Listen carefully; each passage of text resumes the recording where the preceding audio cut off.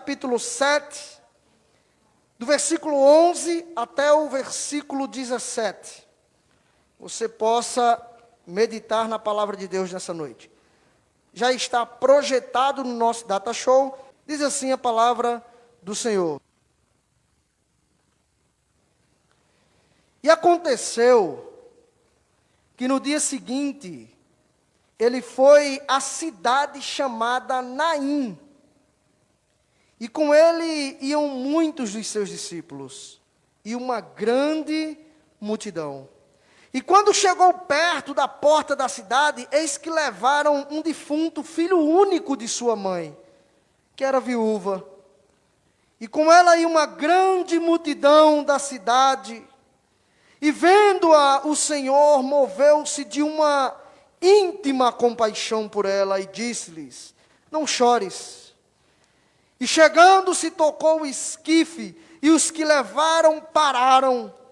E disse: jovem, a ti digo, levanta-te. E o que fora defunto assentou-se e começou a falar. E entregou a sua mãe. E de todos se apoderou o temor. E glorificaram a Deus, dizendo: um grande profeta se levantou entre nós. E Deus visitou o seu povo. E correu dele esta fama por toda a Judeia e por toda a terra circunvizinha. Papai do céu, nós te louvamos por esta palavra, te louvamos por este texto maravilhoso que acabamos de ler, ó Deus. Nos abençoa e, ó Deus, vem ser com cada um de nós, nos usa como um canal de bênção para a vida de outras pessoas, aqueles que se encontram em casa, que estão aqui, ó Deus, escutando a tua palavra. Abençoa, ó Deus, em nome de Jesus Cristo. Amém. E graças a Deus, louvado seja o nome do Senhor Jesus. Queridos irmãos, hoje iremos refletir sobre esse texto que acabamos de ler, que tem como uma temática que iremos abordar nesta noite. Gabriel vai colocar aí o tema, que é a viúva de Naim, a multidão da vida versus a multidão da morte. Eu não sei quantas pessoas já tiveram a oportunidade de ler este texto. Ou talvez o livro de Lucas, o Evangelho segundo escreveu este homem que era médico e dotado de uma sabedoria vinda do alto. Mas, para quem não sabe, este foi o primeiro milagre a nível de ressurreição que Jesus fez. Jesus ressuscitou em seu ministério 3 pessoas. Este foi o primeiro milagre a nível de ressurreição. Em seguida, ele também faz outra ressurreição e logo após, ele também ressuscita Lázaro. E houve esses 3 milagres de forma miraculosa. E a história que aqui foi lida, e neste texto é narrada, fala de uma mãe que já havia perdido seu marido. E ela morava em uma cidade chamada Naim. Era uma aldeia bem pequenininha da Galileia. Esta aldeia ela ficava a 9 quilômetros aproximadamente da cidade de Nazaré. E a Galileia era composta por várias aldeias, vários povoados. Naim era uma cidade, uma aldeia, um povoado bem pequeno. E esta mulher era muito conhecida nesta cidade. E é notório que o seu marido já havia falecido e a Bíblia diz que ela era viúva. E aqui você já consegue encontrar um problema muito grande. Talvez pessoas que sejam viúvas no dia de hoje, vocês sabem que elas conseguem ter o seu benefício. Nos dias em que vivemos, o governo consegue dar um apoio financeiro para que esta mulher possa viver o resto de sua vida.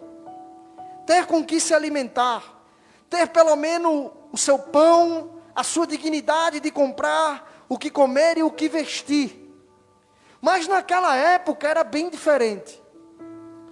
As mulheres viúvas, elas não tinham nenhum tipo de auxílio do governo. Quando ela se tornava viúva, quem poderia sustentar ela eram os seus filhos. E aí está o grande problema da história.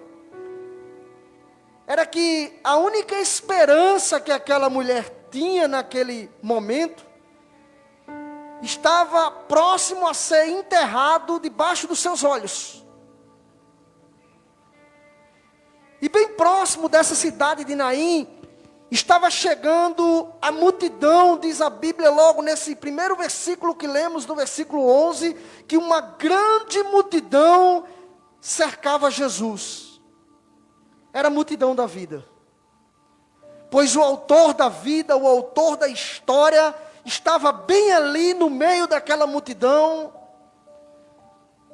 pregando o Evangelho, as boas novas, curando, realizando sinais e prodígios.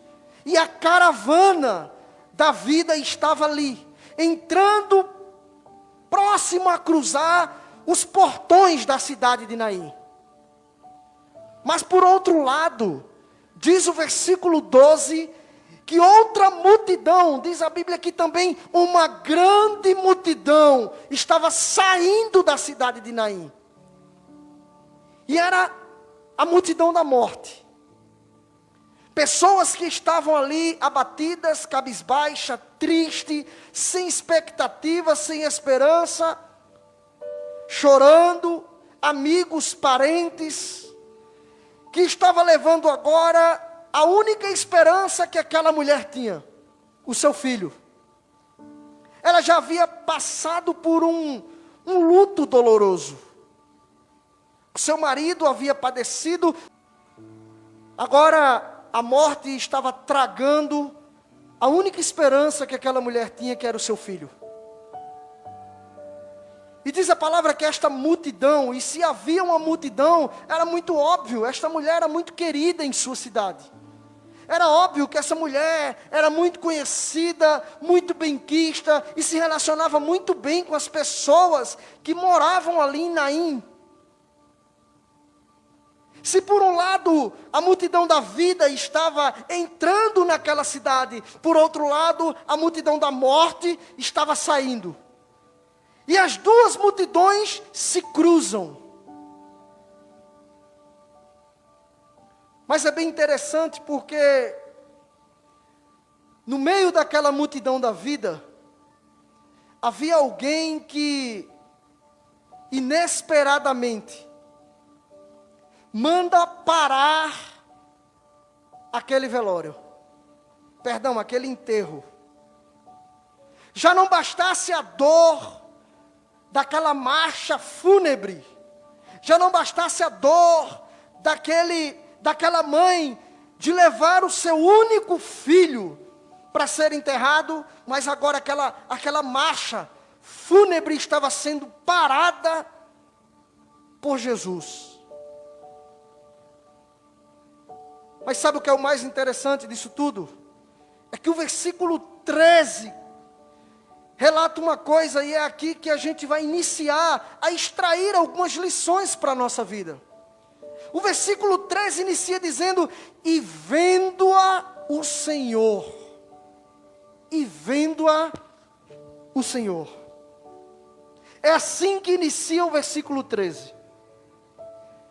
É interessante que em meio àquela multidão que estava chorando, Jesus consegue ver aquela mulher abatida, cabisbaixa, sem expectativa, sem esperança, sem rumo, sem direção, sem norte, sem ter para onde ir, sem ter o que fazer, e estava levando a sua única esperança indo embora.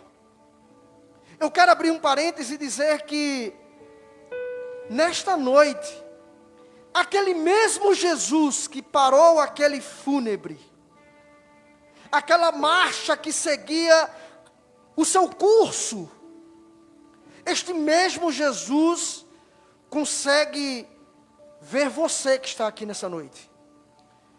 Ele consegue ver você que está aí do outro lado da telinha nos assistindo. Mas muito mais do que ver você, Ele consegue sondar o teu íntimo.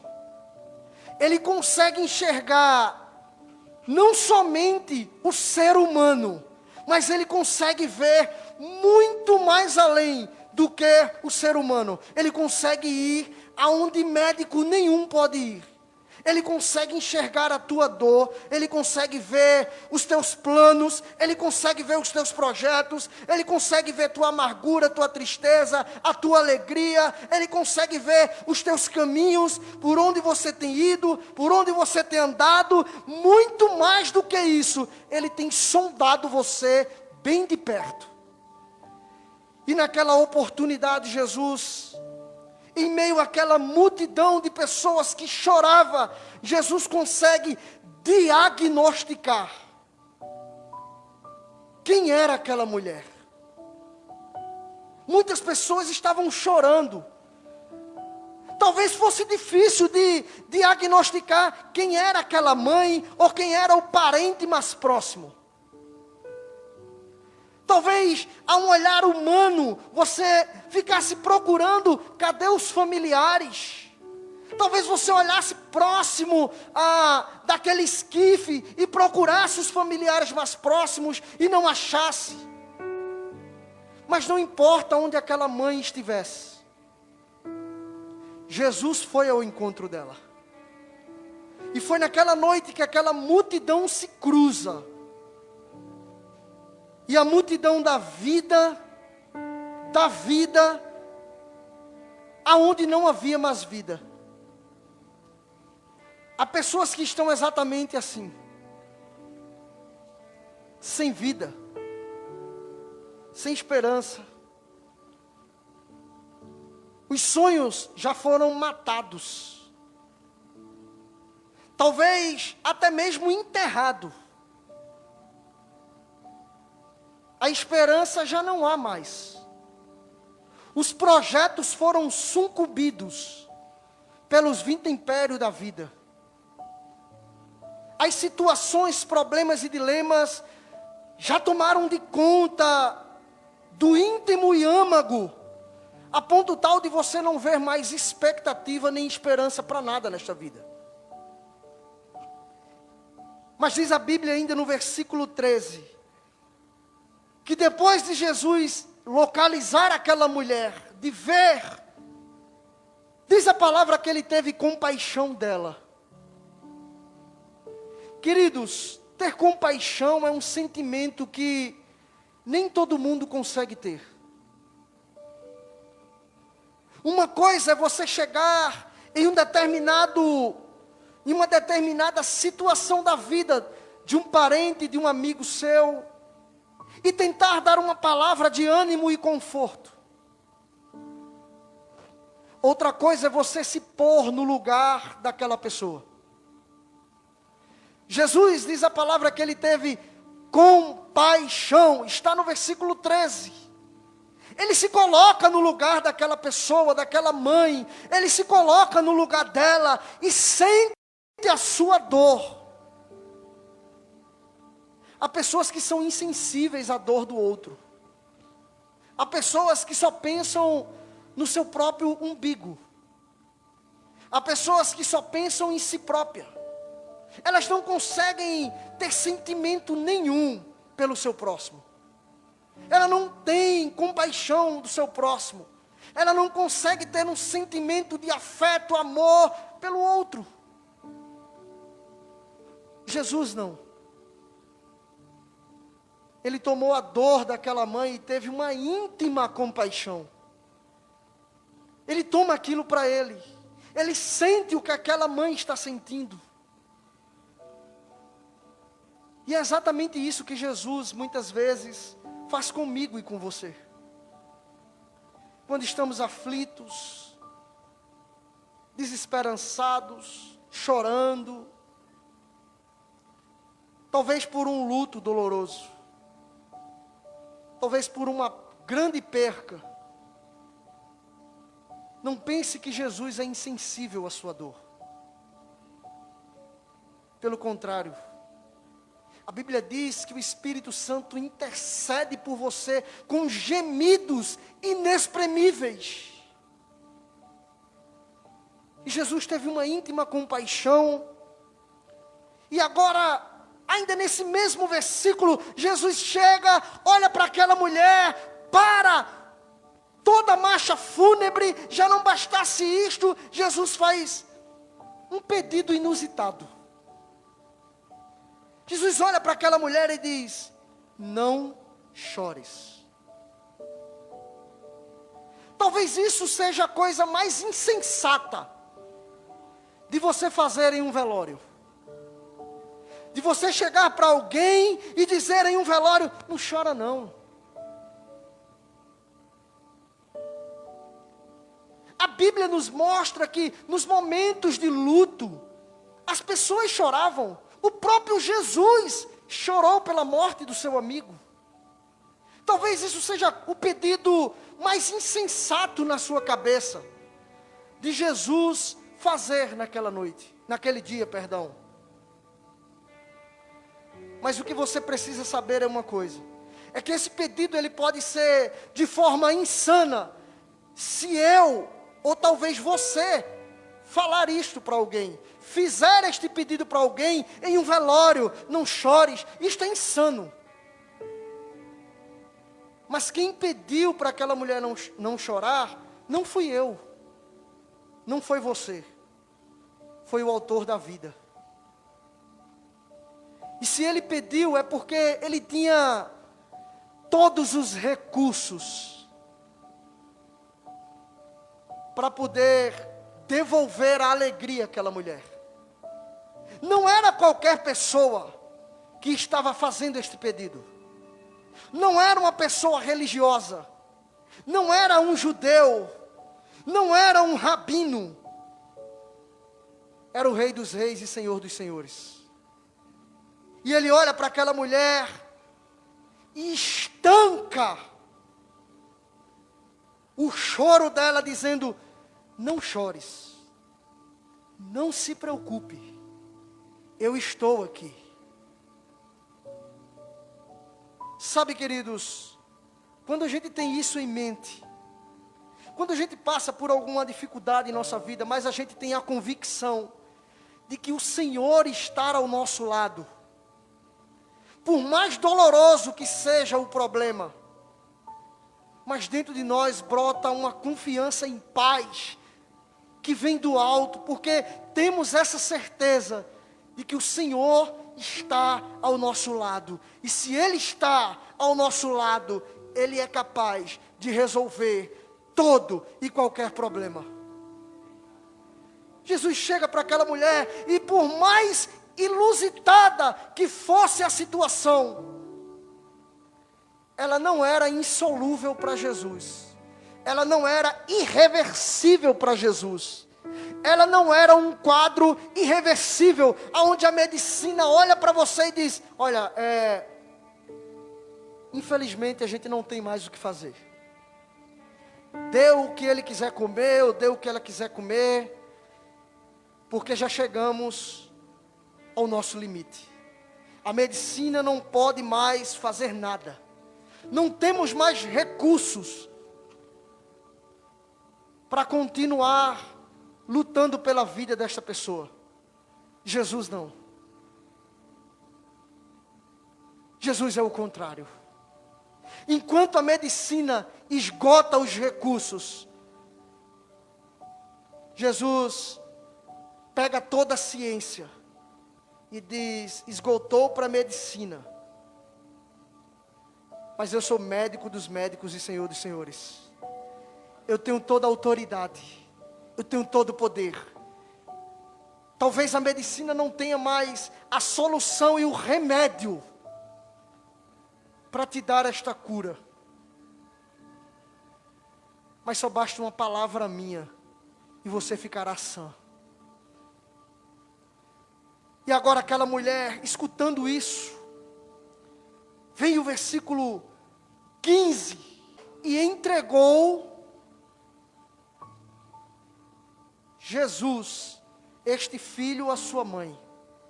Agora Jesus para aquele velório, dá uma ordem: menino, jovem, senta-te.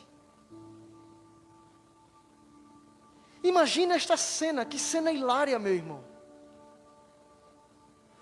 Uma marcha fúnebre sendo parada, alguém dizendo não chores, mas ao mesmo tempo, o que era dor se transformou em alegria. O que era tristeza se transformou em uma abundante alegria. Todo mundo começa a olhar e aquele jovem imediatamente se senta, obedecendo a voz deste Senhor. Isto nos ensina que nem a morte tem poder sobre a voz de Jesus. Isto nos ensina que basta somente uma palavra e até a morte obedece a Ele. Isto nos ensina que, por mais impossível que a situação seja aos olhos humanos, basta simplesmente uma palavra dEle, e o quadro se reverte. Isto nos ensina que a medicina pode não ter a solução para os seus problemas, mas aonde Jesus chega, o milagre acontece. Isto nos ensina que você pode estar na situação mais deplorável possível, mais triste e lamentável, mais difícil. Mas se Jesus chegou, esta tristeza pode ser revertida em alegria. E foi assim que Ele nos ensinou. E aquele menino senta, e sabe o que Jesus faz? Ele entrega este filho à sua mãe e diz: mãe, está aí o teu filho. Talvez no longo da sua caminhada você tenha perdido muitas coisas, e eu não sou Deus para saber, mas talvez você tenha tomado outro rumo na sua vida. Talvez você que está em casa tenha tomado outra direção, a direção contrária àquela que Jesus queria para a sua vida.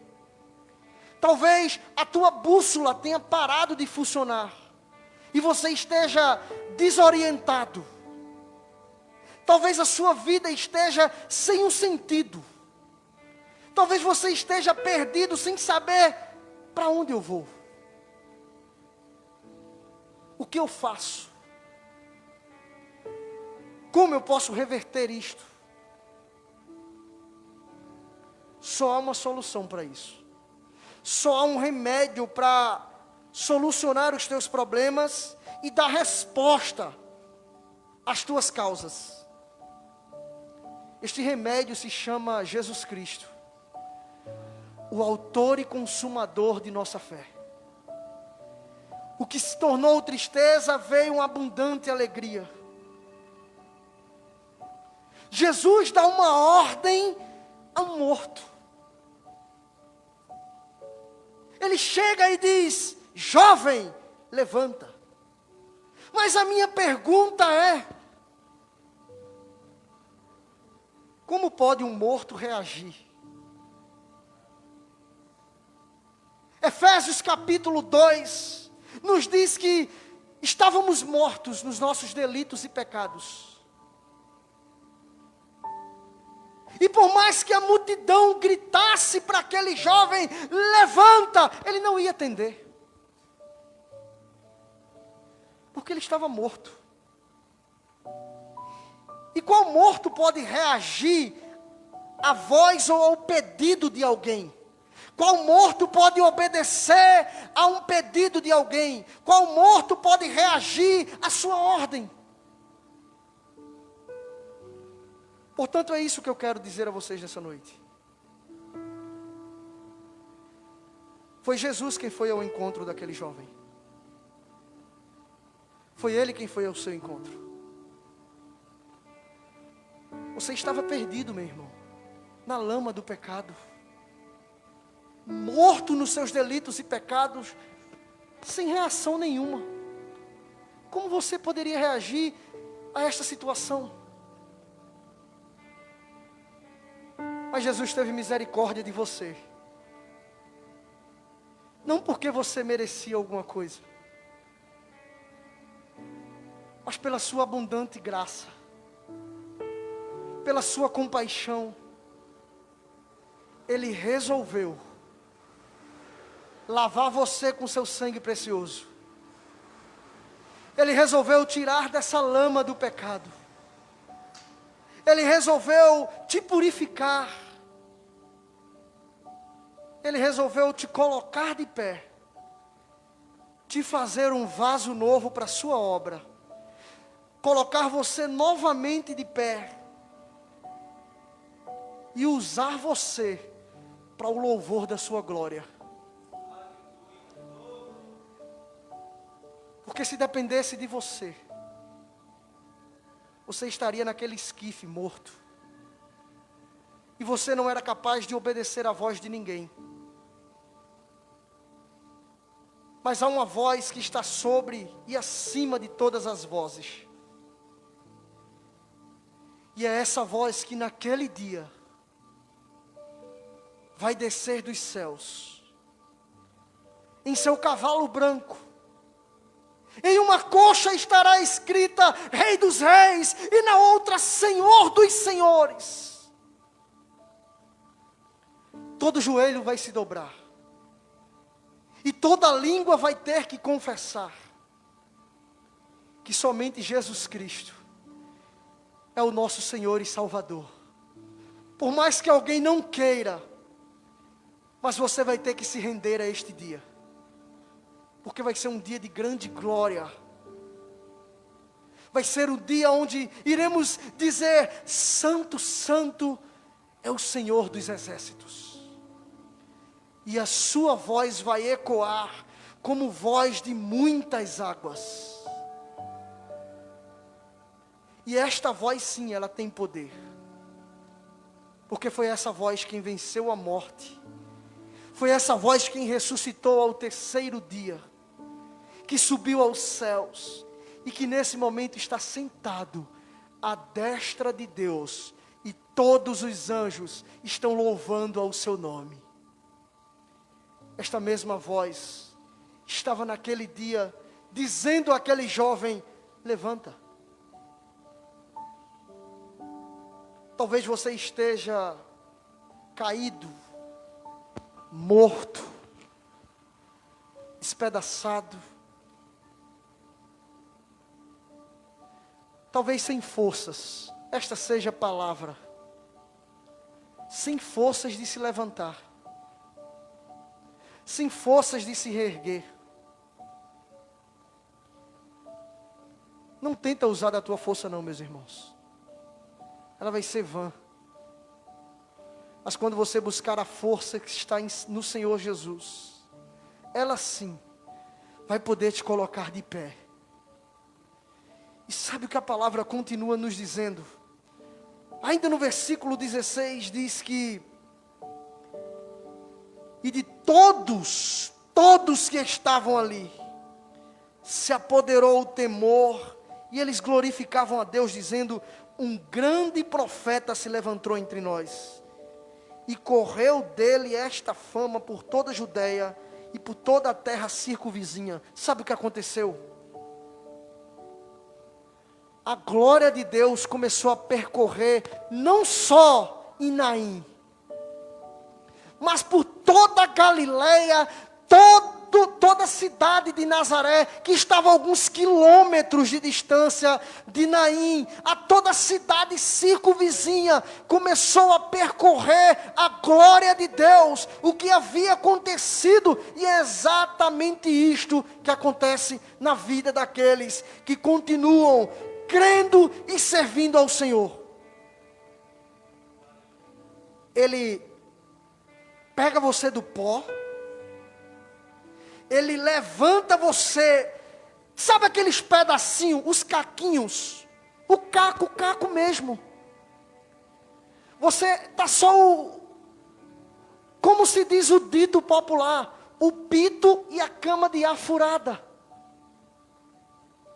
Aí Ele pega você, meu irmão, dali, trabalha na tua vida, restaura a tua vida, começa a moldar você, começa a mudar logo o teu caráter, os teus princípios, começa a transformar você por dentro, e essa transformação vem de dentro para fora, e você começa a mudar e a moldar, e daqui a pouco você começa a glorificar a Deus, e passa isso aí, as pessoas olham e dizem, peraí, isso não era fulano? Peraí, fulano, isso é fulano mesmo? Aí sabe o que acontece? Esse testemunho começa a percorrer as cidades circunvizinhas. O rapaz, soubesse de fulano agora, olha só tu vendo, é inacreditável. Lembra de fulano que vivia caído nas calçadas, bebendo? Rapaz, se tu vê agora, fulano é uma bênção. Ei, lembra de ciclano que vivia nos bares, se prostituindo? Rapaz, se tu vê, tu não conhece. A glória de Deus começa a percorrer nas cidades circunvizinhas. O amor de Deus começa a superabundar. Sabe por que isso acontece? Porque a palavra do Senhor diz que aonde abunda o pecado, superabunda a graça de Deus. A graça de Deus é bem maior do que isto. E aquele jovem agora se levanta, os seus amigos começam a abraçá-lo, e começa a ver que ele teve mais uma oportunidade de ajudar a sua mãe, de ser uma pessoa grata a Jesus Cristo, e ele recebe esta oportunidade, esta gratidão, e tudo que ele fizer ainda era pouco para agradecer a este Jesus. Mas aqui eu quero refletir com você. Quantas oportunidades não recebemos em nossas vidas, e nem sequer agradecemos a Deus? Quantas oportunidades Deus não já deu a você de mudar de vida, de ser uma nova criatura, de seguir e trilhar os seus caminhos? E sabe quantas vezes agradecemos a Deus? Às vezes nenhuma. Quantas vezes Deus não já nos livrou de tantas ciladas que o inimigo coloca em nossa vida? Quantas vezes Deus não já nos deu vida, quando pensávamos que iríamos morrer, quando uma doença nos atingiu e chegamos ao leito do hospital, e ali refletimos que talvez fosse o final da nossa história, e Deus toca em nossa vida e mostra que ali só seria o começo de uma nova história. Não diferente nessa noite, Deus também nos dá essa oportunidade. Essa oportunidade de poder, de hoje em diante, nos quebrantar diante dEle. De deixar o nosso ego, nossa vaidade, de deixar a nossa soberba de lado, nos esvaziar de si mesmo, nos humilhar perante Ele e dizer: Senhor, eu preciso de Ti, eu preciso do Senhor. Mas às vezes a dureza do nosso coração faz com que a gente não consiga ter este momento de reconhecimento a Deus. Você que está em casa pode fazer isto. Talvez você possa até deixar nos comentários: eu preciso de Jesus e eu quero ter esse Jesus na minha vida. Pastor, como eu faço para ter esse Jesus? Eu quero me quebrantar diante dele nesta noite. Você pode fazer isso escrevendo aí nos comentários. E eu vou ter a maior alegria de ler e te instruir. Quantas oportunidades Deus não já te deu? Talvez você esteja escutando isso. Deus está batendo em teu coração, dizendo: filho, este é o momento. Mas a dureza do nosso coração faz com que a gente não tome decisões assertivas na vida. Foi cantado aqui nesta noite que a melhor escolha que já tomamos em nossa vida foi ter aceitado Jesus. Não há decisão mais relevante ou importante nessa vida do que ter Jesus presente no nosso íntimo coração, na nossa vida, deixando Ele ser o Senhor da nossa história. Aquela mãe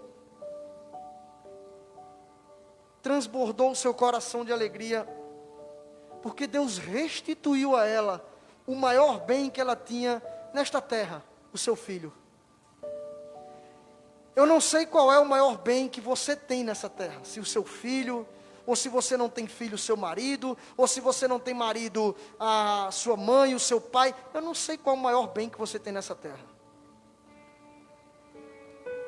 Mas eu sei que acima deste bem está um Deus que continua olhando por você. E a palavra diz que, em primeiro lugar, ame a Deus sobre todas as coisas.